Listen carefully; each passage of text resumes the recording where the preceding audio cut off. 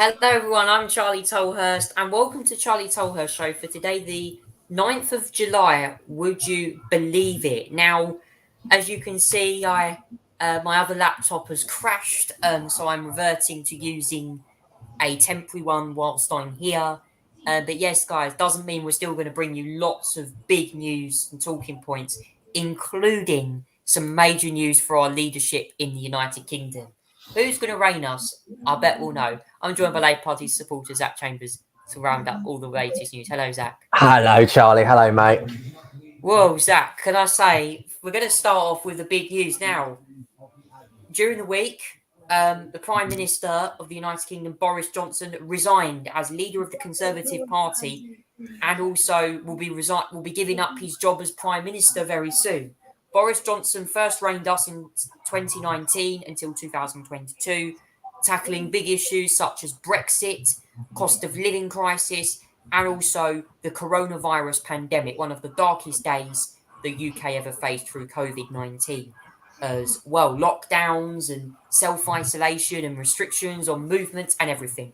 But his tenure finally comes up after 3 tumultuous years in office, which has seen many controversies, including just recently drinking in Downing Street with Partygate, and the one that I'm going to come on to now that probably cost him his job, the Chris Pincher scandal. Now, earlier this week, two of his cabinet ministers, Sajid Javid, who was the health secretary, and Rishi Sunak, Chancellor, both resigned, then sparked a flurry of resignations within the cabinet and also government as well. And Boris ended up being grilled on Wednesday during a liaison committee in which they all said to him, your time is up.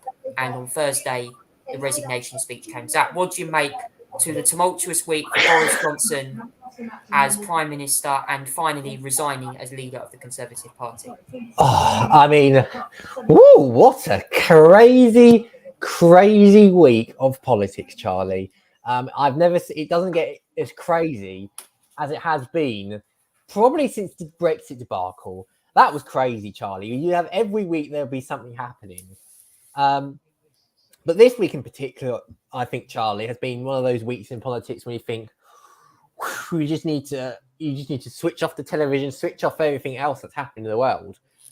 Because my goodness, Charlie, it all started a couple of days ago. Or was it the Tuesday? Tuesday when there was lots of unsatisfactory stuff going on about the Chris Pincher debacle. A lot of Tory MPs feeling very unimpressed about how the situation handled.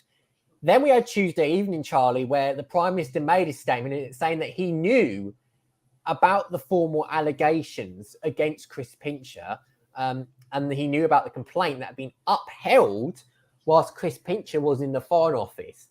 Now, that made it a very bad look, Charlie, for the Prime Minister, because technically what happened is he technically employed someone that was a well-known sex offender into government, Charlie, as the deputy chief whip, which is the most second powerful whipping job in number 10, Charlie. It's a very powerful job that deals with complaints, tells how MPs to vote. A sex pest is basically in charge of those operations, Charlie, despite the fact there was mountains of evidence of his inappropriate behaviour beforehand. And the Prime Minister knew that, and yet still appointed him to government earlier this year. So that was stunning in its own right, Charlie. Then we get to, since that statement came out on Tuesday evening, we had a flurry of resignations. First started resignation of Sajid Javid as Health Secretary, who lost confidence in the Prime Minister very quickly after that, saying that integrity matters and that he lost all the confidence of the Prime Minister. That was stunning. And then a few minutes after Sajid Javid, Charlie, then came probably the killer one, Charlie, I think, out of all of this, was Rishi Sunak resigning. That was completely and utterly stunning. I tell you something, Charlie, there was gasps in my house when we saw the news that Rishi Sunak was resigning. We were watching this on Sky News. We knew I quickly alerted everyone to Sajid Javid resigning, and then Rishi Sunak, wow. Oh my goodness, Charlie, I went crazy. I went absolutely crazy that he actually decided to resign over the Chris Pincher scandal. It didn't take Partygate resigning. It took a blooming pervert in government for people to resign. And then we had flurries of resignations, Charlie, after that. Throughout yesterday, on the Tuesday, Wednesday is the day where it really kicked off, Charlie. There was resignations everywhere. Resignation after resignation after resignation after resignation. Then Wednesday evening, we had Michael Gove being sacked, Charlie, because he lost confidence in the Prime Minister. The whole cabinet crew was basically gaveled together, Charlie, to demand that Prime Minister Johnson resigned. And then they pushed and pushed and pushed. And there were so many MPs, Charlie, that was losing confidence in the Prime Minister that, in fairness, the game was going to be up. The 1922 committee were going to change the rules, Charlie, to allow for a second vote of no confidence on the Monday when election was going to be held. And quite frankly, Charlie, there was only 60-odd MPs that were going to support the Prime Minister Maxman in a confidence vote. So it was all over. He decided finally to kill it in, Charlie, and call it a day with as Prime Minister, Charlie. So that means we have a new leadership election on the way. We're going to have a new Prime Minister soon, not immediately, Charlie. We may well have the opposition this week table a motion of no confidence in the government, Charlie. That would be quite the scene to watch. But yeah, the race for the Conservative Party has begun, Charlie. It first started with Suella Braverman, who announced on air that she had no confidence in Boris Johnson, whilst still being retained as the Attorney General on the Wednesday evening on Peston. And then it just started the flurry afterwards, Charlie. I mean, Tom Tugendhat, Rishi Sunak announced yesterday. Today, we're going to get Liz Truss, Nadine Zahawi, Kemi Batchlos, as you can see there as well, Charlie. Yeah, I heard a lot about her, actually. Yeah, this is an interesting one. Yeah, she's an interesting... I don't think she'll get that much support, personally. I don't think she'll get that far. Suella Braverman, I can't see getting that far either as well. Jeremy Hunt has not announced yet, Charlie, but I expect he will announce as well. We're waiting on Sajid Javid to announce potentially soon. Now, one person that is not running but was expected to be the front runner is Ben Wallace, Charlie. He shocked everyone by announcing he wasn't going to run. And I expect if he did run, he could have won it, personally, in my opinion, Charlie. And that would put a better image on the Conservative Party. But yeah, I suspect at the moment, early estimation, Charlie, it's going to be between Sunak and Truss for me at the moment. It appears that most of the Conservative Parliamentary Party are so far giving the early backing to Rishi Sunak, which is an interesting move. Sunak has said in his leadership campaign that he's not going to rush with tax cuts. Now, that will be interesting, Charlie, because the Conservative Party do want tax cuts. He's going to have a difficult balance in that between getting energy bills down, Charlie, and other matters as well. So, yeah, it's going to be very interesting to see this race at the moment, Charlie. So, yeah, there's going to be a lot of contesting, a lot of action going on, but we've got plenty of weeks left, Charlie. We're going to have a few debates, obviously, between now and the Conservative leadership vote. And it's going to get a bit chaotic, I think, Charlie. A lot of the momentum is going to focus on the leadership race rather than the government running the government. But yeah, it's been one of those weeks in politics, Charlie, that you think, wow, I just really witnessed that. And that's certainly been one of those weeks, Charlie. And Zach, it's been one of the biggest weeks of the year, and certainly since I've been around in politics, to see the Prime Minister finally give up his power. And it's going to be very interesting. Well, this is what I have to say following Boris Johnson's address. Which Tory MPs are in line to replace Boris Johnson? Have a listen to this. This is a race with many potential contenders. The front runners from within the current cabinet are probably Liz Truss, Nadine Zahawi, and out in front, Ben Wallace. His handling of the Ukraine crisis has made the Defence Secretary the clear favourite amongst party members. But this morning, he was tight-lipped on the subject of leadership. Let's see what the Prime Minister says. He's still the Prime Minister. He's going to make a statement at 12:30, and after that statement, then we're happy to talk to him. Then there's Rishi Sunak and Sajid Javid, who resigned so dramatically on Tuesday. Rishi Sunak's star has fallen from once giddy heights, but he is still a contender. Are you going to make a bid for the leadership, sir? The question is whether the Prime Minister's supporters forgive him for bringing their man down. I suspect that Nadim Zahawi, Liz Truss, other people who didn't resign were thinking that they're going to try and woo those voters. It will hurt Rishi that he did quit. Whether or not he can overcome that with other supporters remains to be seen. Less well known are Trade Minister Penny Mordaunt and the Attorney General Suella Braverman, who declared her candidacy last night before there was a vacancy. If there is a leadership contest, I will put my name into the ring. There's many, many priorities, but I think fundamentally we need to deliver some proper tax cuts so that people can be dealing with the cost of living challenges in a more feasible way. We need to shrink the size of the state and cut government spending so we can curb inflation. And Mordaunt, a former Defence Secretary, is surprisingly popular for a junior minister.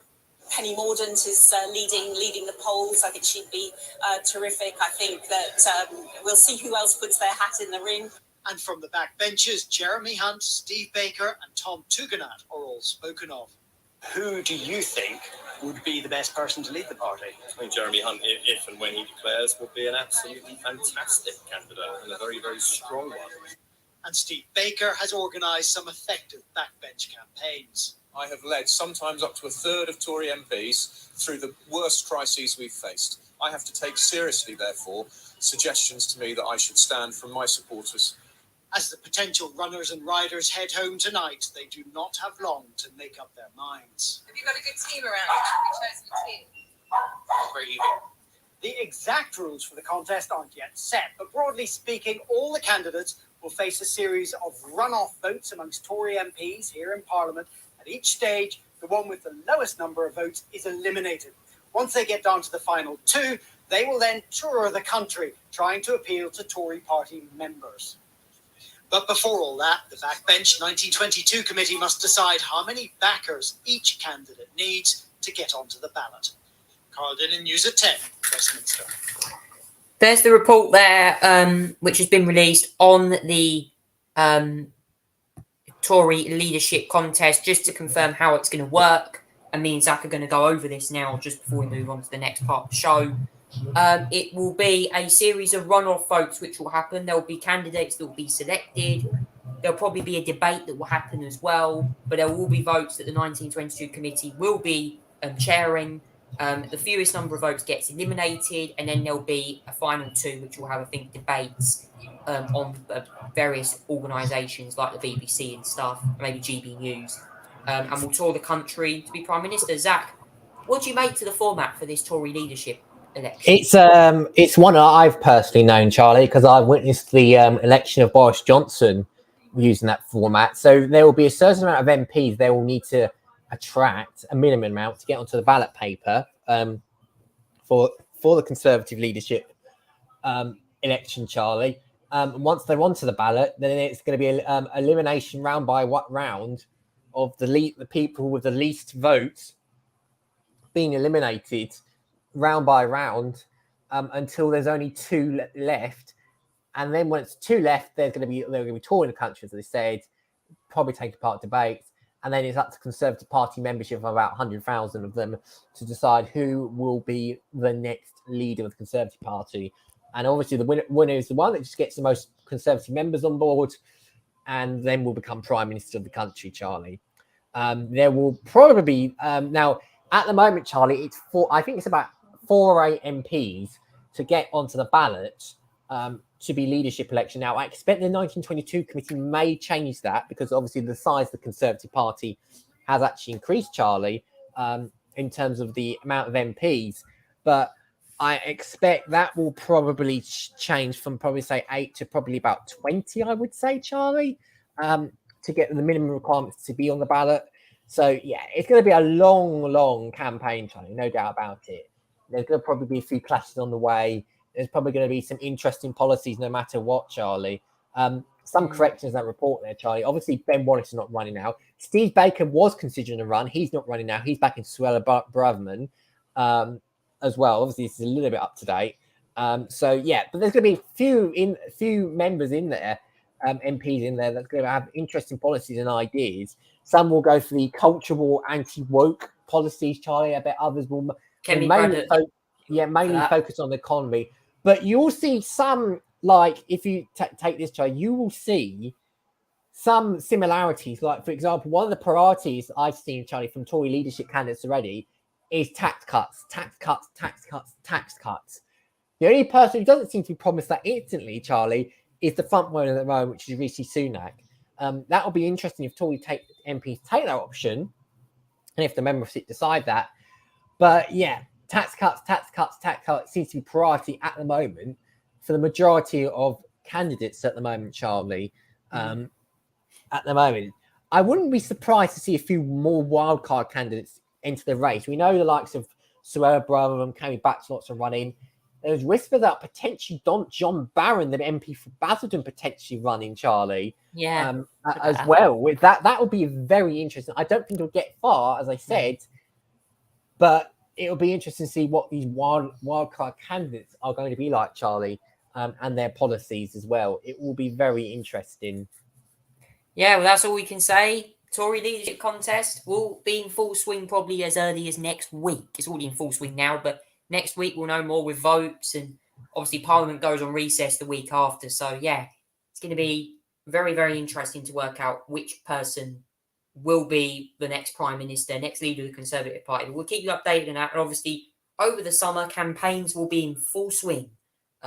Which two candidates will be left to fight it out to become the new leader of the Conservative Party and, crucially, Britain's next Prime Minister. More on that very soon. Now we're going to stay with the agenda now. First part of the show, talking more. We're going to go to Russia and Ukraine now. The war in Ukraine still ongoing at the moment.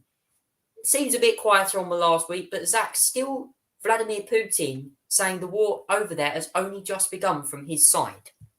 Oh, certainly, Charlie. Certainly, it's still only just begun, and if this is the only just begun bit, then I don't want to see what the peak war is going to be like, Charlie.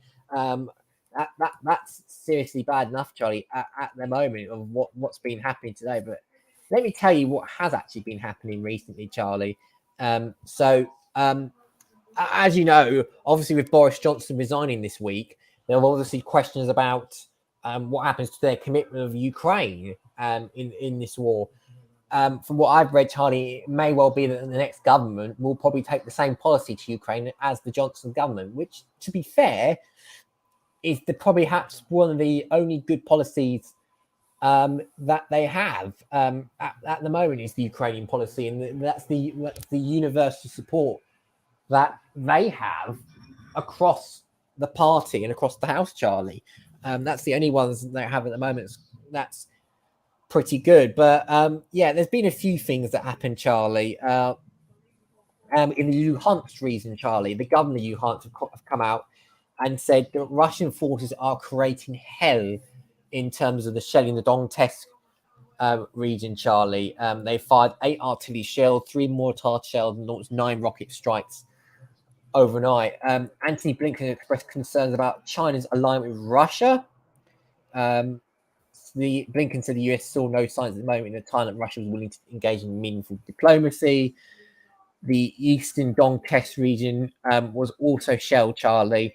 I mean, some of it, the region has already been taken up, Charlie. The whole region of Luhansk has been taken up by the Russians at the moment. It's been a bad week in terms of that one as well, Charlie. As you can see there's been at least 5 that's been killed in a Russian attack, Charlie, in the air, a missile attack in Drakovich, northern Donetsk, Donetsk as well. That was obviously the supermarket, another supermarket, unfortunately, Charlie, as well. Zelensky has dismissed several Ukrainian ambassadors. No reason for the move, or whether they're going to move into new jobs or not remains unclear. Have they underperformed is one thing, interestingly, Charlie. That'd be very interesting to see. As well, British forces have been training Ukrainian soldiers, which is good to see. It's so that they can help their fight against Russia. All that support is well needed, Charlie. That'd be well good to see. That is very important. Indeed, at the moment, Charlie, as well. There's some images of an expedition in Ukraine.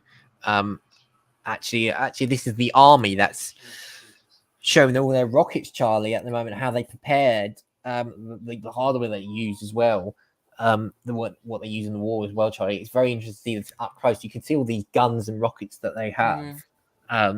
Interesting as well, and some of them they've got obviously very powerful and have interesting impacts as well. There you can see it's planted onto the tanks then. Some of these tanks, by the way, used to be Russian tanks because the Ukrainians actually managed to repair them and actually basically remodel them. Yeah, exactly. They are ones obviously stolen by the Russians. Stolen by the Ukrainians, sorry. So they're still Russian tanks and turn them into Ukrainian tanks that are effective for war, Charlie. So, you know, it's a win for Ukraine in that part. They get to get a few more tanks in their bag, Charlie, which is probably what they need at the moment as well. So, yeah, there's some of the images of a apartment building. Russian missile attack hitting a residential building in Kharkiv, as you can see there. Yeah. We'll also have this picture of Muslims eat after getting prey during Eid al-Adha in Odessa. That there, it looks like a safety area that's been up. Servicemen observed the damage caused in the House of Culture in Drazkitstva following a suspected missile attack. And also here, new recruits the Ukrainian army being trained by UK Armed Forces personnel at a military base near Manchester. The United Nations also says Ukraine shares the blame for a nursing home attack. Now, okay. Yes, they went onto Russian turf and went to Belgorod, but Ukraine know that their country is being attacked and invaded by Russian mad President Vladimir Putin, who his deputy, Sergei Lavrov, unexpectedly walked out of a G20 meeting earlier this week. Yeah.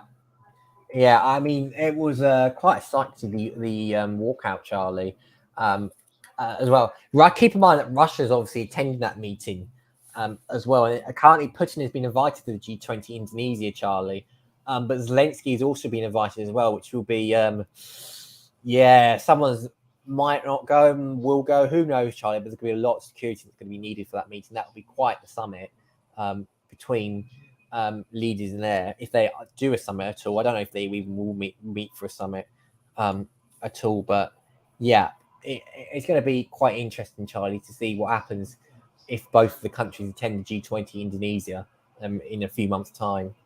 It's going to be interesting, and also hopefully the new Prime Minister of Britain will be there as well, and the new leader of the Conservative Party will also attend that summit as well. It won't be Boris Johnson, because it should be in October this year when the summit is on. Moving on now to some news from Japan now that I want to cover on the show, and the assassination of Shinzo Abe, who used to be a prime minister, the longest serving prime minister in Japan, was shot just the other day inside Japan, and it's all shocked around the world, many shocks out, condemnation of this has been happening. The person who shot this former prime minister who was campaigning for another candidate mid-speech was seen shot twice. Zach, what do you make of this? A horrible event in Japan right now. I think it was disgraceful, Charlie, what happened to the former prime minister of Japan being shot. May rest in peace, and obviously prayers to his family and his friends and everyone, because they'll probably be feeling very sad. But yeah, he was Japan's longest serving prime minister. A very well respected one, Charlie, as well, given all his achievements. He developed friendships on the world stage and got along with everybody. Now, obviously, this proves, Charlie, with this shooting that shooting can happen in any country, Charlie, as well. And obviously, the security should have been better, Charlie. Although I think that Shinzo Abe was obviously one that didn't need much security, because people knew him. People knew that he was able to campaign for anyone freely, and yet there are people going around being sad and shooting him like as he's some sort of criminal or something like that. I think it was quite disgusting, really, to be fair, Charlie. It was unnecessary as well. He was campaigning in the city of Nara, and he's been shot by a man with a shotgun. It appeared to be a homemade gun as well, from what I read, Charlie, as well. Yeah. That's very bad. I mean, If you think about it, that's very bad. They could hear 2 consecutive bangs during Shinzo Abe's speech. As well, the person got arrested. As well, he's been, as you know, just came to the party. He's been part of the ruling Liberal Democrat Party, one of the major factions of the party as well, Charlie. As well, but yeah, it's a very sad shooting. It was very shocking. And got condolences internationally as well, Charlie. It was a horrible attack. It was a wicked, evil attack. It was unnecessary. May Shinzo Abe's thoughts be wished, and may he rest in peace. Yeah, and the question of who actually shot Shinzo Abe was huge. I think it was a 42-year-old. Oh, here we go. Tetsuya Yangami was arrested after assassinating former Prime Minister with bullets. Yes. Tetsuya Yangami calmly waited behind Abe as he prepared to attack. He apparently claimed that he did not get on with Shinzo Abe. He claimed that he was annoyed that he didn't get on. Cameras trained on Abe. He gave a political stump speech in the city of Nara at 11:30. Capture moment, first shots fired, missing the politician, but producing a loud bang and a cloud of smoke, according to the Mail Online here.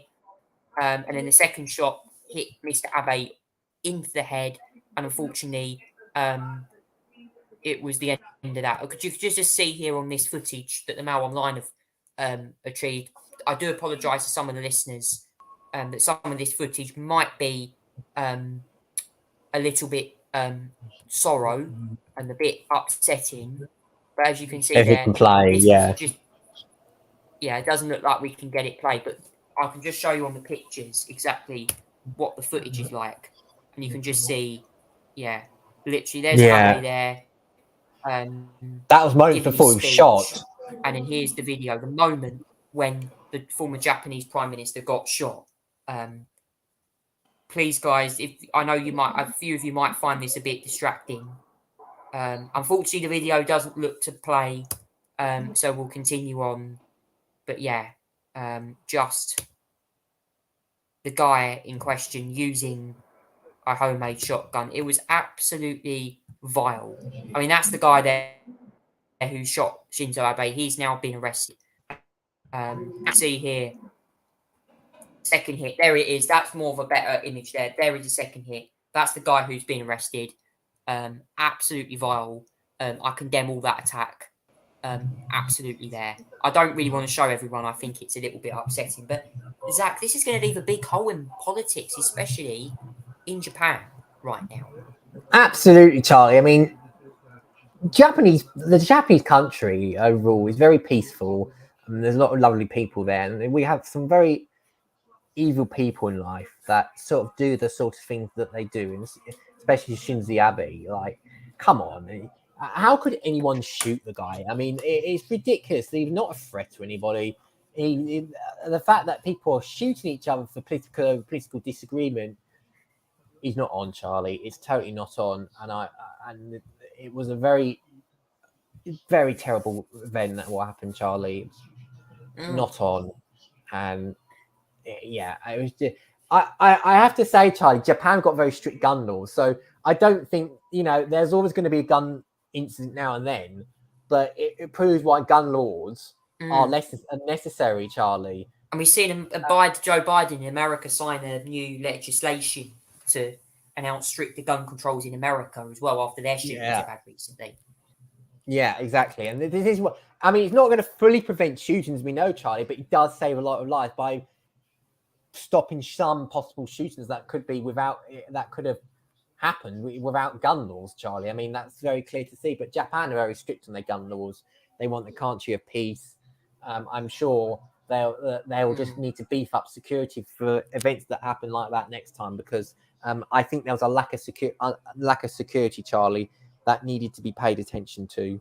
And you got to think, it's like when you look at 1963, I think, when John F. Kennedy, who was the US president at the time, got shot by Lee Harvey Oswald. We think back to that moment of how vile this attack was on a former politician. Of course, Kennedy was president then of America. Shinzo Abe is no longer the Japanese Prime Minister. He had to retire over ill health, but got shot just the other day. It's horrendous. I condemn the shooting. The guy who shot him was a complete and utter lunatic. Frankly, a criminal in the making. I hope he's locked up behind bars for that as well. 100%. That. It could even be a death penalty. I'm not joking. You saw Lee Harvey Oswald put the thing. So, yeah, far as that could be pretty crazy. Moving on now to the next part of the show, which is the sports briefing now. Let's go on to sports news now. We're going to start with Formula One. A few things to talk about in F1 whilst we're here. Of course, if you've had the game recently, I've certainly been enjoying F1 22 on the first week, getting out some racing. But let's talk about the latest news from Formula One. Now, last week's British Grand Prix took place with a horrifying accident for Zhou Guanyu. Thankfully, he's okay. And also a ridiculous protest. Later on, I'll be announcing what happened in that with the nominations for Great British Star and Red Devil. But yeah, Zach, the British Grand Prix provided plenty of entertainment, didn't it? Oh, Charlie, it was probably one of the most exciting races of the season last week. There was everywhere there was something happening. And it was incredible racing, Charlie. Lewis Hamilton trying to get through the field. There was Sainz, Perez, Leclerc, Verstappen. Something was happened to them one way or another, Charlie. Mick Schumacher as well. I mean, incredible driving throughout, Charlie. Amazing, brilliant, just fantastic racing, Charlie, overall. One of the most famous lines of commentary that you ever hear, Charlie, certainly in F1 for a long time. And through goes Hamilton. Will probably remember a very nice crofty tagline. When the moments when they come out to the last corner, Charlie, it was Perez and Leclerc, if I remember rightly, Charlie, that were driving each other wide, and then Hamilton just going through ahead, and then Perez coming straight back at Hamilton into turn 1 and 2 was oh wow. I mean, it was a great race, Charlie. A brilliant, well fought, hard contest. Drama everywhere, safety cars everywhere. I mean, it was brilliant, Charlie. Absolute fantastic race overall. But shall we get to today, Charlie? I think we should get to today's events actually and talk about Austria, because it's been a sprint weekend, Charlie. And today we had the sprint. Overall, it was Max Verstappen that gets the 8 additional points for winning the sprint, Charlie, and starts in first position tomorrow, Charlie. Overall, so he's starting that race tomorrow in first position ahead of Charles Leclerc and Carlos Sainz and George Russell in fourth. So the top 4 are not changed from their original qualifying positions, Charlie, on the Friday. George Russell was, I think, very lucky to get fourth position, considering the fact that he crashed. And Mercedes crashed both cars yesterday, didn't they? Lewis Hamilton making a very rare mistake, Charlie, and crashing into the barriers. I mean, not often you see that, but he started 9th and actually finished 8th, Charlie. Hamilton and Mick Schumacher had a relentless battle today for the final point. Hamilton got the final point in 8th. Hamilton was very lucky as well on the first lap because he got collected by a few drivers. Yeah, Pierre Gasly was one of those that got collected in the incident as well, Charlie, unfortunately. He got collected in the first lap as well. So he unfortunately finished a mere 15th position. Alonso did not didn't make it to the start of the race. He had a problem. Sebastian Vettel DNF'd after 21 laps after spinning off, pretty much. But Alonso didn't make the start of the race, Charlie. They had to abort the formation at the start of that because his car stopped in the grid as well. But the top 8 and the ones that got points there are Verstappen, Leclerc, Sainz, Russell, Perez in 5th position. He made a good run through the field from 13th. Esteban Ocon 6th. Lewis Hamilton, Magnussen is 7th, getting 2 points for Haas. Lewis Hamilton 8th. Mick Schumacher 9th. Valtteri Bottas 10th, Lando Norris starting 11th. So this is the grid for tomorrow. This result is the grid for tomorrow, by the way, in case you're wondering. So it'll be Verstappen, Leclerc, Sainz, Russell starting the top 4. Alonso will be at the back, obviously. So will Sebastian Vettel as well. It's probably another poor weekend, I have to say, so far for Aston Martin and McLaren, particularly, Charlie. Not very good at the moment. McLaren, I just don't know what was happening with them. Yeah, they've struggled across this track, qualifying. Charlie. I think they've had a really difficult weekend. I don't think they've got the setup right at all this weekend, and they've struggled to adapt the car. And Lando Norris didn't help with brake issues in qualifying as well. So, yeah, lots of issues for him. And, yeah, so they got time to make up in the race tomorrow, Charlie, but I think there's going to be a few difficulties and they can't get through the field, Charlie. It's going to be an interesting race, Charlie, because we've got 70-odd laps to do on Sunday, Charlie. Charlie, just a bit of breaking news whilst we're here. Just back to the politics. Jeremy Hunt has just announced he's going to enter the Conservative Party leadership race. This has just come through in the last minute or so, Charlie, as well. So Jeremy Hunt is going to be running whilst we've been speaking, Charlie. That's just announced from Jeremy Hunt himself. Yep, so Jeremy Hunt running for the Conservative Party leadership contest and next Prime Minister. Second time I've known he's thrown a hat into the ring, given 2019. But back onto the F1 today. Just Lewis Hamilton, George Russell. Yeah, kind of binning it in qualifying and then obviously getting into the top 10 today. Also, to let you know, guys, Formula One have announced an increase by 3.4% on the cost cap. That's to tackle inflation. I spoke about it on my Twitter page the other day. Formula One teams need to get through the rest of the season with limited resources, having to buy new replacement parts. It now means the cost cap has also been extended. Very, very important point I want to make. Cost cap there being extended or upped by 3.4% in terms of that news as well. Moving on now, we're actually going to go to NASCAR now. They took, I think, their 18th round of the season. I'm not sure if I'm going to be correct on this, but it was at Road America last week. I think it was for the Jockey Made in America 250 or something. And Tyler Reddick's winning his maiden Cup Series race, despite being a two-time Xfinity champion. Yeah, Tyler Reddick winning the race, Charlie. That's his first ever win. Congratulations to him, Charlie, because that's an important victory. He finished ahead of Chase Elliott in second position, who was just finished behind by a couple of seconds as well, Charlie, as well. It was pretty much from the last stage onwards, a pretty much simple drive for Tyler Reddick, despite the fact that Chase Elliott, was pretty close by, you must admit, at times. But it was Tyler Reddick that got the victory at the end of the day, Charlie, as well.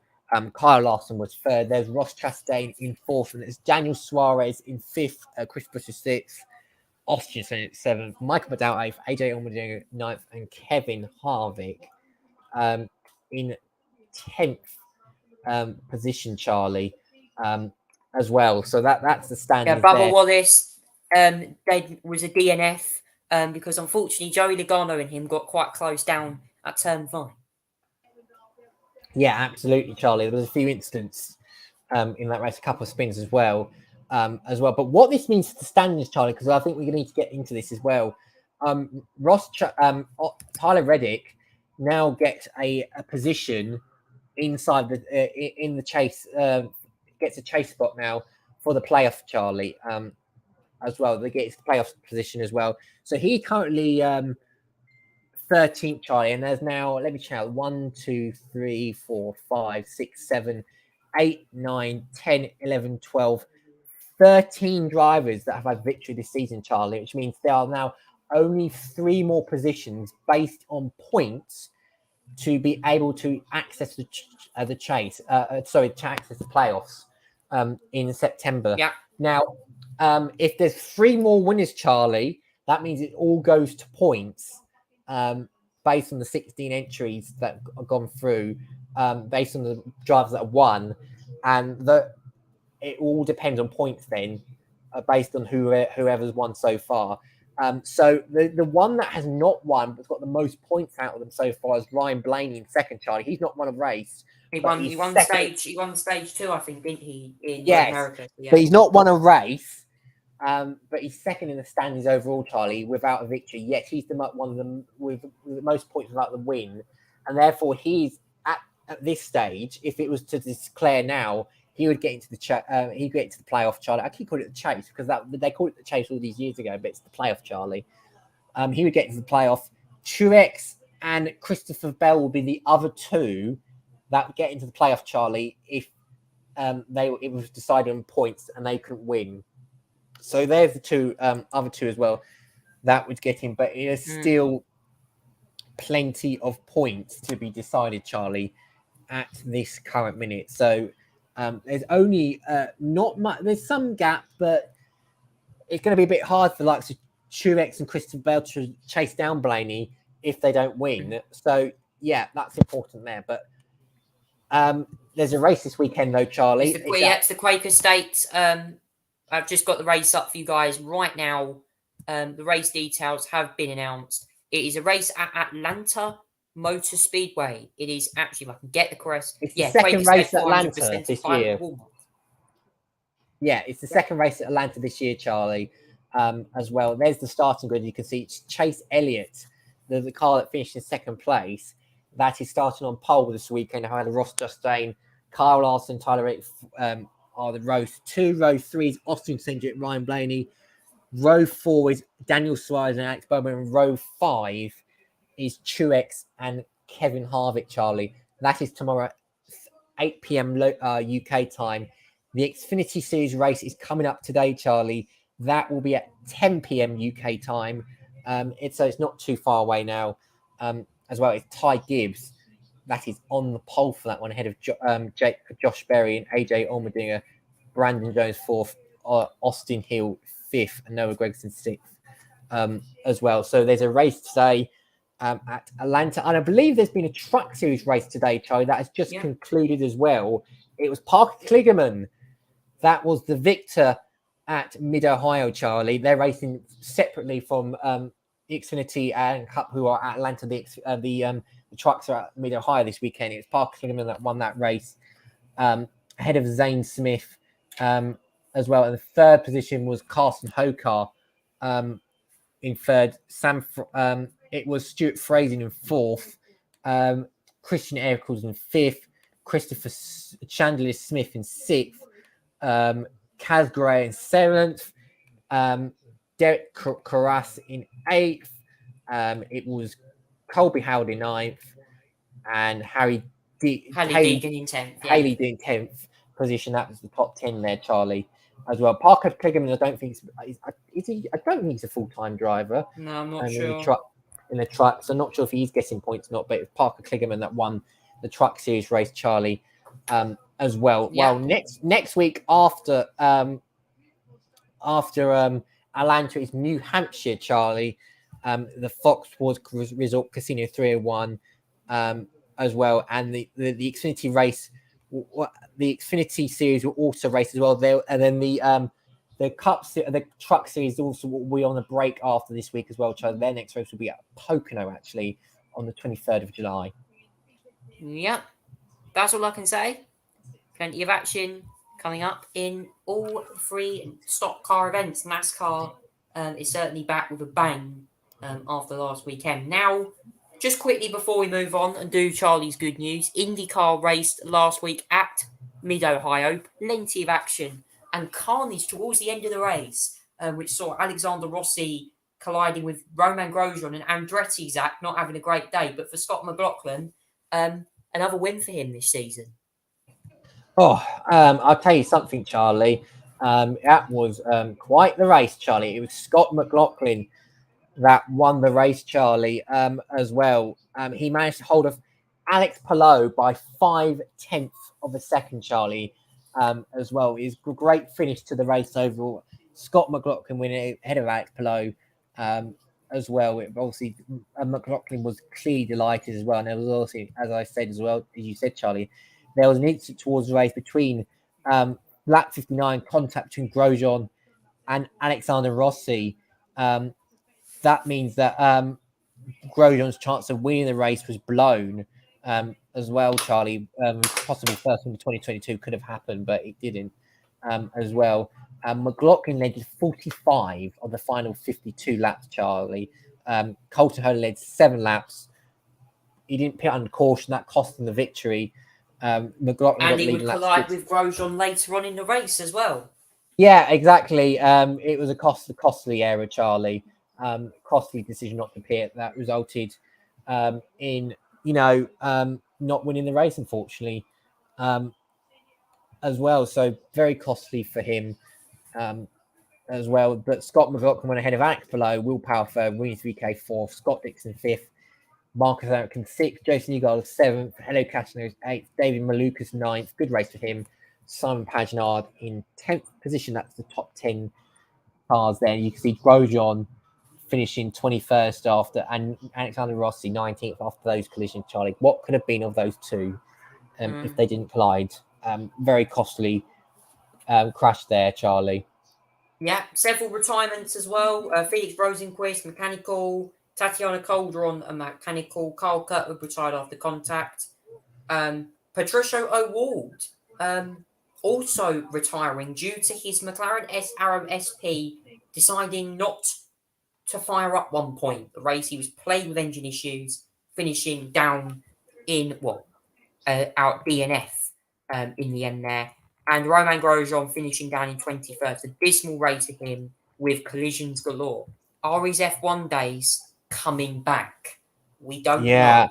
Because we know in F1 he had a few little minor excursions with drivers. And of course, Spa 2012. Don't forget that race when he got a one race ban for causing a multi-car pile-up at the first corner at Le Source. So, yeah, not a great idea there. But moving on now to Charlie's good news. This week, we're going to go for some car news now. And new car news is certainly becoming something that I'm going to try and do a bit more often on my show. So yes, let's go for some car news today, guys. I would really love to have a look at some new car news. Whilst we're here, we're going to talk all about something now that is going to be very interesting right now. Now, I'm going to talk all about this. And it's the latest new developments coming out from Mercedes. And, well, could I just say, if you're interested in Mercedes, let's have a look at this. This is the AMG One, guys. It is basically a new car. I might have spoken about this before, but we're going to go over it again tonight now. The AMG One will be Mercedes' F1 car for the road. And this car will be packed full of great tech for you guys to enjoy.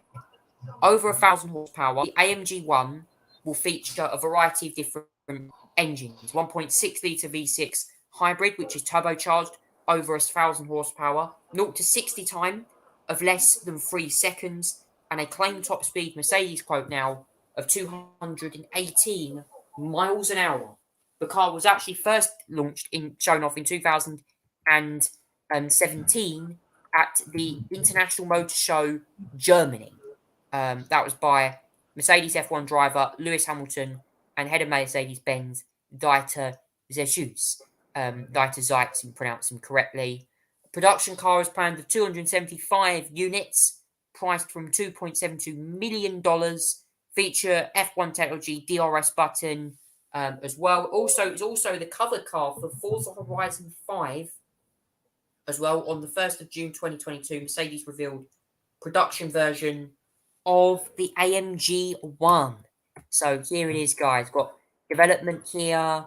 Hamilton speaking about the car as well. 0 to 60 in 2.9 seconds. 0 to 186 taking 15.6 seconds. 0 to 124 taking just 7 seconds. That's about the same, or just slightly slower than a Ford Fiesta ST, getting from 0 to 60. So, wow. Mercedes clearly are making this. It's going to have a final curb weight of 1,695 kilos as well. Body's made entirely of carbon fibre.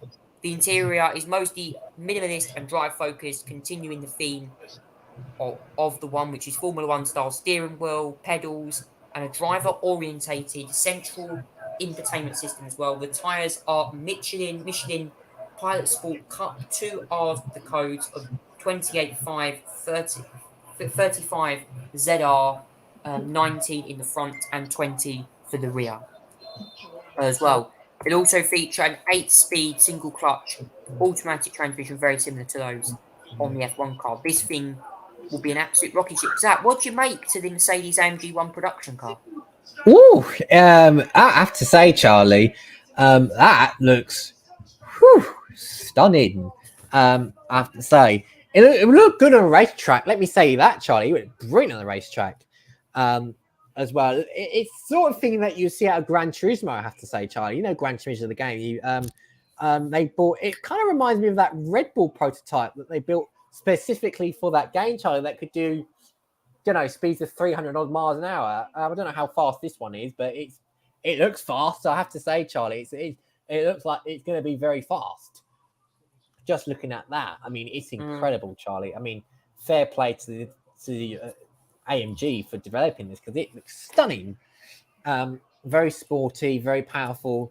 Would energize people to go on the track with that, Charlie. I think it looks great. I must say, I do like the color scheme as well. There's like this little silver here as well, and the black on top. It looks like a race scheme in some ways, as well, Charlie. There it is in other formats, as well. That silver works very well with the blue, as well. That bright little blue there, Charlie, just looks amazing. You can see it. You can see it shadowing as well on the floor.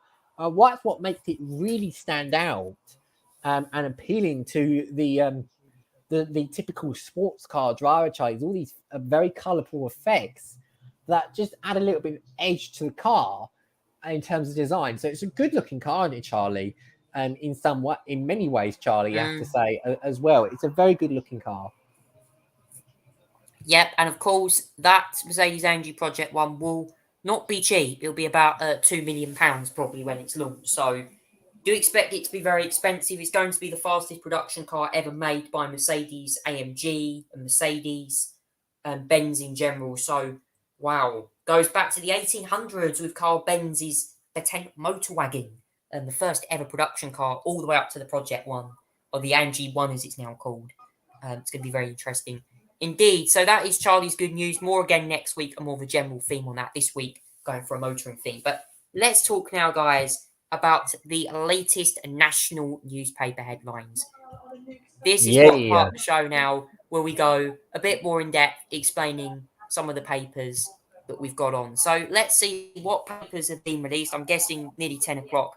We are expecting the front pages to get bigger. Let's go with that. If there is any, there is some. I know there is because it's loaded on my page. We got a load of adverts. It doesn't look like. We're gonna get let me share my screen, Charlie, because I definitely do have some papers to share with you, Charlie, because I know this. If I read, here we go. So the Sunday we're going to go Telegraph. straight on now with the headlines. Let's go with this. So we're going to start off with this one. Javid and Hunt call for a massive cuts to taxation. That is to do with their leadership.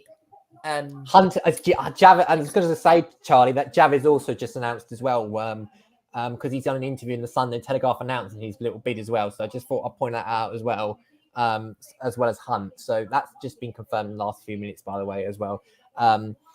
Let's do the next one, shall we? New battle to save Brexit is our next paper, and that will be another one as well. And we also have more papers which we're going to dive through in a minute as well, Zach. So me and Zach will now go through the papers one by one. Yeah.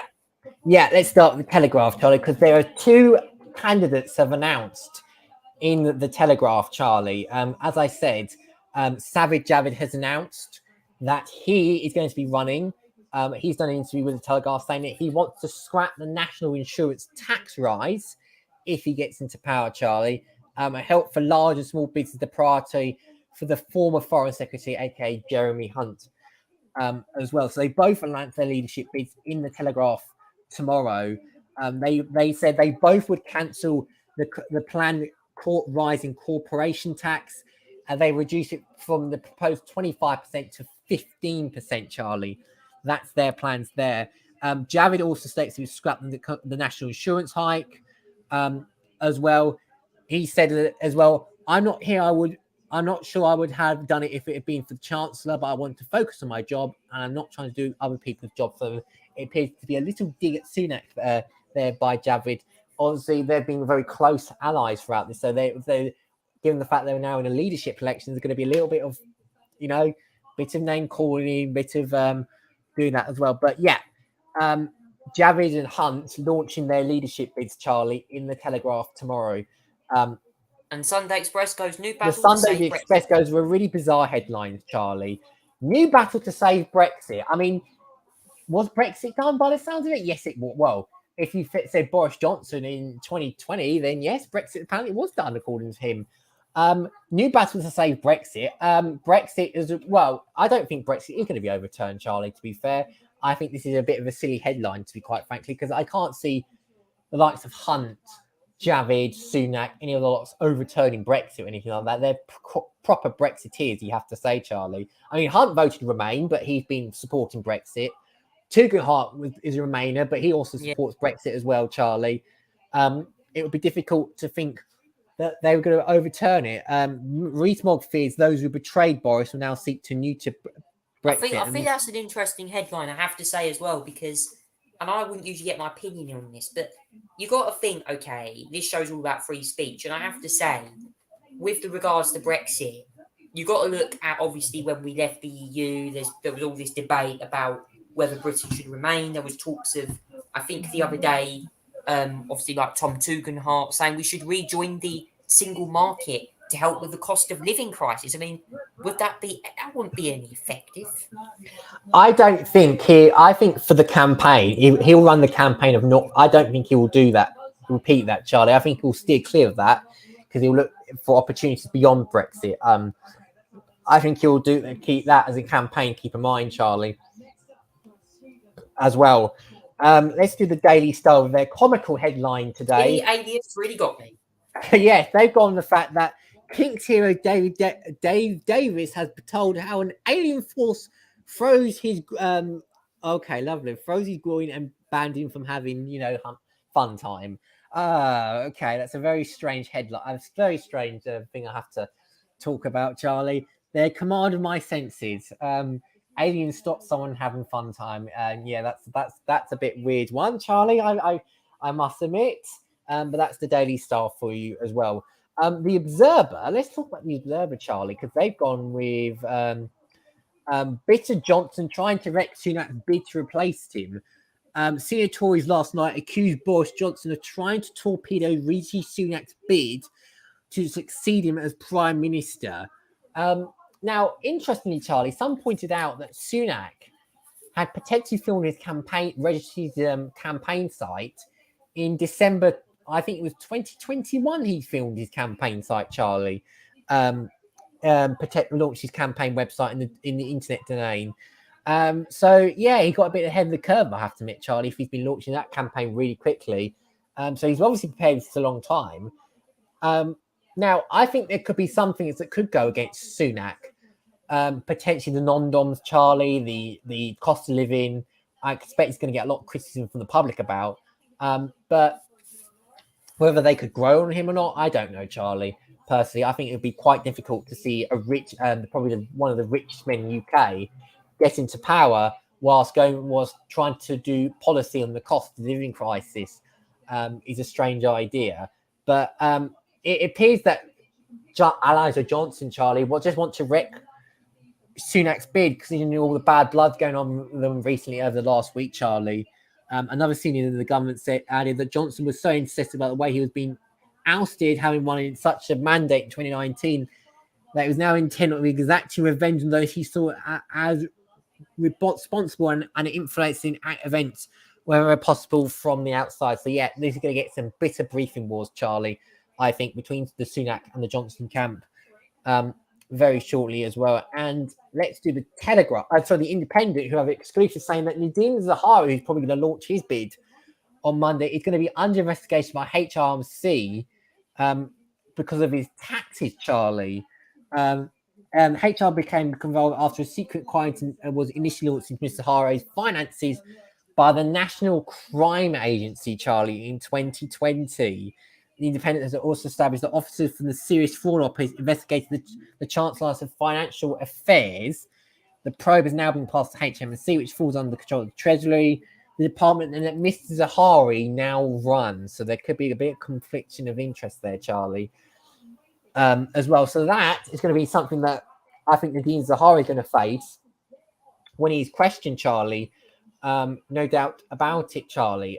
So yeah, I think it's going to be interesting to see whether that pops up during the leadership campaign. No doubt it will, Charlie, as well. So yeah, that would be interesting if that does turn up as well. I don't think we've got any new papers so far. Let me go through some of yesterday's papers, Charlie. From we will go through them right now whilst we're here. Sources. So let's go through the Times.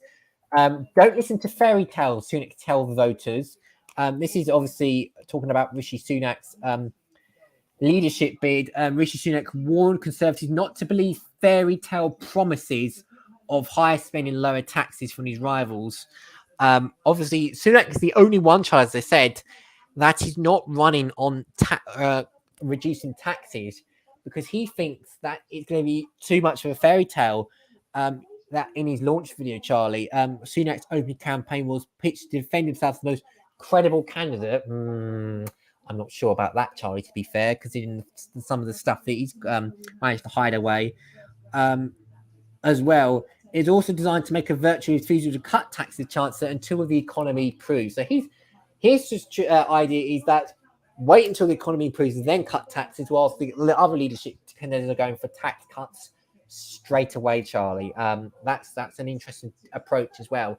But Sunak has got the momentum so far, Charlie, winning the most endorsements from the Tory MP so far. I think it was about 16 that's been endorsed so far for the for Rishi Sunak so far, Charlie. So clearly the most out of the Conservative Party leadership contention so far. But yeah, that's obviously that is at the moment from the Times.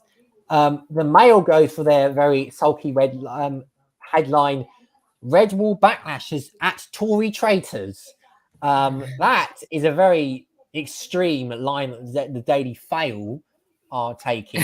I say Daily Fail, Charlie, because I want to mention this week, Charlie, that their bitter campaign against Keir Starmer getting a fine has failed to materialise. Keir Starmer has been police for you. Keir Starmer has been cleared this week of wrongdoing from Durham Police. So has Angela Rayner. So they didn't find Cummings. They didn't find Cummings. So yeah, Keir Starmer is going to be Labour leading for quite a little bit longer now, Charlie. No resignation with him on the way. He's going to go into election mode from what he's saying as well. He wants the general election. Red Wall backlash at Tory traitors. As Starmer opened the door to coalition of chaos, voted rage over Boris Johnson. Red Wall backlash at Tory traitors. Well, I don't like the language that the Daily Mail is using, Charlie. It appears that the Mail so far are actually supporting little Rishi, the boy who would be PM. Sounds like the Daily Mail is basically endorsing Rishi Sunak based on the headline so far, Charlie. Take it from what you will at the moment. That was Saturday's. That was the Saturday headline in the Daily Mail. Let's see. The Mirror went for Dec Angus as his brother died. This is a very sad story, Charlie. Dermot Donnelly has died at the age of 55, Charlie. Very sad death as well, Charlie. Very, very, very sad death for him. We wish his family all the best, Charlie, as well. It's very, very sad news, and we wish, obviously, Dec and the rest of the family all the best in that as well. That the weekend went for races on the Sunak start Tory leader scramble, Charlie. As well, 3 days after launching cabinet recently, Boris Johnson, the former Chancellor, announced his campaign.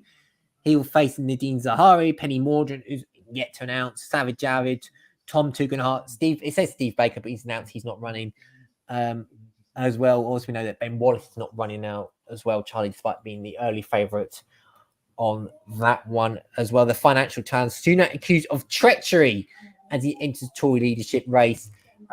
Johnson allies attack him, blamed for triggering PM to exit, and he wants to end the Tory fairy tales, as he said, Charlie. Let me check if there's any more papers that have come in. No, not so far, Charlie, at the moment. So I think that is tomorrow's papers, Charlie, and also the Saturday papers as well done. Let me just final check if anyone has more come in. No, it doesn't appear any more have come in, Charlie, at the minute. So that's the No, papers not for more you. as far as I can see. Yeah, so Well, that's the papers for the weekend. That's the weekend's papers. Plenty of them around, and obviously the Daily Mail's one, probably a pro Boris Johnson paper, saying that Tory traitors are the ones to blame for his exit. Okay, maybe we can say if Boris was in power, we'd be heading to the worst. The Conservatives would head for the worst general election defeat on record. I think the coalition government would have been formed very easy. Could we see a coalition government? That's what we could be seeing. Can't see it personally. I mean, I don't know. The SNP and the Greens seem to be in one. So, yeah. That's all I'm going to say. But moving on now, guys, to the Great British Star and Red Devils of the Week. Right. Should we start with the Great British Star? Now, I'm going to give it one of my stars this week. I'm going to give it as a controversial one here. I'm going to give it to Sajid Javid for what he done in Parliament this week. Now, on Wednesday, and this is going to go to all the people that have also stood down in cabinet. I think it was 53 MPs resigned or something during the week. But Sajid Javid delivered a pretty powerful speech during Prime Minister's questions, or after the session finished, to Boris Johnson about saying why he should resign. And he called it "Enough is enough." And I have to say, when you're someone who watches PMQs a lot, obviously, me and Zach are very fortunate to watch the Prime Minister's questions. You get the idea that something like this will happen. Just quickly, guys, before I carry on with this. This is what he had the former Chancellor, or former, should I say, Chancellor and Health Secretary had to say to the Prime Minister, the former Prime Minister, Boris Johnson, earlier the other day. Have a listen to this. Institutions and integrity are both central pillars that underpin our great democracy. It doesn't matter what your political perspective is in this House. I believe that we are all motivated by the national interest. And the public expects us all of us, to maintain honesty and to maintain integrity in whatever we do. It is not an abstract matter. We've seen in great democracies what happens when divisions are entrenched and not bridged. We cannot allow that to happen here. We must bring the country together as one nation. But treading the tightrope between loyalty and integrity has become impossible in recent months. I also believe a team is as good as its team captain, and that a captain is as good as his or her team. The events of recent months have made it increasingly difficult to be in that team. At some point, we have to conclude that enough is enough. I believe that point is now. But I do fear that the reset button can only work so many times. There's only so many times you can turn that machine on and off before you realize that something is fundamentally wrong. Last month, I gave the benefit of doubt one last time. But I haven't concluded that the problem starts at the top. That is not going to change. And that means that it is for those of us in a position who have responsibility to make that change. So it is incumbent on all of us to set high standards for ourselves and to take action when they are not met by others. Mr. Speaker, I'm grateful for the messages of support that I've had from many members of this House and beyond.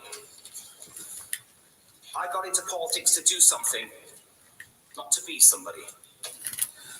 So it is hard in one way, but not in another. Being a good father, a husband, a son, and a citizen is good enough for me. And if I can continue to contribute to public life and my party from the backbenches, it will be a privilege to do so. There we go. That was Sajid Javid delivering his resignation speech to Boris Johnson and delivering it in the House of Commons. I have to say, quite an emotional speech there, and attacking Boris Johnson in the end for the issues with Chris Pinch, why he got a nomination there. The second nomination goes to this TikTok sensation now. who actually went viral. A video went viral of her online. Well, this is what I found today from the Echo newspaper, the Echo website. As it goes viral by arriving to Essex prom in a tank. Here we go now. Lily Link, 16 of Thorpe, wanted to make a statement when she arrived at Tendering Technology College's Year 11 prom at Colchester Community Stadium. Yeah.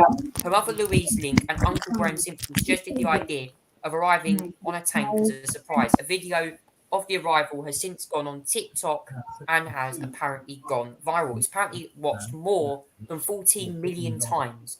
Louise said people at the prom were shocked that no one's ever seen someone do that. And that's when Lily got the idea, posted TikTok and went viral straight away. I don't really understand TikTok myself, to be honest with you. Well, you've just did, because you have now officially gone on this tank. It's an FV-107 scimitar, and it was actually used as a family of tanks of combat vehicle, reconnaissance, tracked, or CVRT. And after the royal family affair with Lee's cousin Jessica was driving, the tank. I mean, Jesus, wow. I have to say, Charlie, at least they didn't fire rockets at all the prom students whilst they're there. I don't think they want to destroy building. Well, I don't think they want to go out in fashion, Charlie, by getting shot by missiles at a prom. I mean, must be brave to go there in your tank. It's a bit weird, I have to say, Charlie. I must admit, but I think they obviously did that for just a bit. That's why it gets the nomination, because it's wacky. Yeah, that's absolutely, Charlie. As well. Oh, brilliant! Yeah, absolutely. Zach, what's your nominations for the star this week? Right, let me show you my one. I'm going to actually give, if I can get this over here, right, I'm going to give my British star this week, Charlie, to the Fletcher Street Urban Riding Club, Charlie, in Philadelphia. Now, what the purpose of this, Charlie, is to offer young people the chance to learn to ride and to care for horses, whilst teaching life skills and promoting academic excellence. Now, there's a reason for this, Charlie, because in this Philadelphia, there is a very common place for young people to be shooting others, Charlie, and being a victim of shootings. In fact, there's been a victim of a total of 2,326 victims of shootings in Philadelphia, Pennsylvania last year, Charlie. It's a very tragic, very awful figure. And this horse riding club allows young people, disadvantaged young people, towards caring for horses and caring for animals, Charlie, so that they don't go around in the streets becoming a victim of gun massacres, Charlie. So I'm going to give the Fletcher Street Urban Riding Club my British Star of the Week, Charlie, for the brilliant work that they do to prevent young people from getting on the guns and committing homicides and taking other victims for them. It's a very good program that they've done there as well. Well, the Red Devils this week, Charlie, are very easy. It's the Conservative Party, Boris Johnson this week. Get the Red Devils for the chaos they unleashed on the country, Charlie.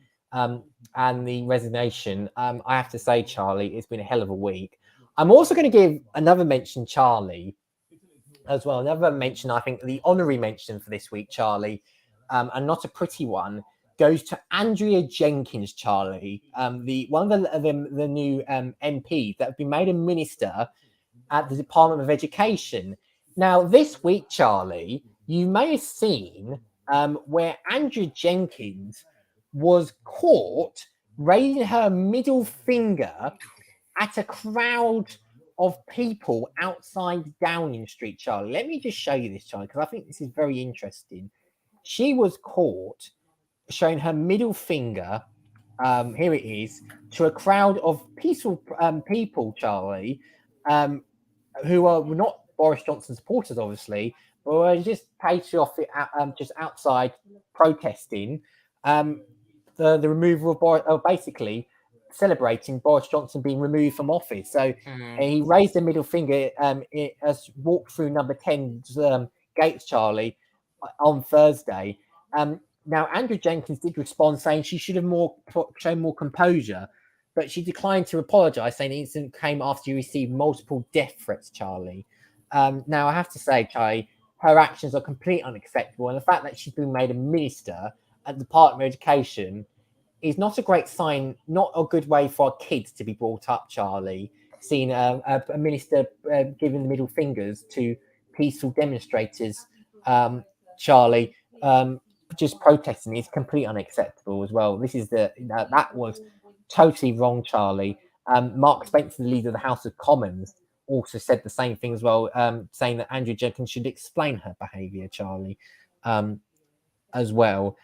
Not a good way for a Minister of Education to set the high standards of raising their middle fingers at someone else. So that's the honorary mention of the week for me, Andrew Jenkins, as well, for all the wrong reasons. Yeah, and I'll quickly go over mine. Red Devils of the week for me are quite easy. I'm going to give it to Just Stop Oil for their horrendously dangerous protest on the British Grand Prix on the first lap. Oh, yes, Why the Charlie. hell do idiot climate activists go out and run on a racetrack? We saw it in 2003 with a man on Hanger Straight. These people put themselves at risk, and clearly on an onboard of Fernando Alonso and Alpine, you can see that these people were shoehorned away by the marshals. Well done to them. Also, the honorary nominations go to Sergei Lavrov for storming out of questions by journalists after he claimed that Russia were not the aggressors in the war in Ukraine. And also, I'm going to give it to Tagugu Yamikani, the guy, or I think that's his name, the person who killed and assassinated Shinzo Abe this week. Horrendous to see that happen. So that's all we got time for tonight on the show, guys. Please enjoy the very nice, lovely weather we're going to have next week. Oh, Tuesday lovely. could see highs of over 30 degrees Celsius. Could be the hottest day of the year next week. So we're certainly looking forward to bringing you lots of news weather-related next week, including that as well. Thank you so much for watching, everyone, and we'll see you next week for more action on the Charlie Tolhurst Show. Take care. Good night.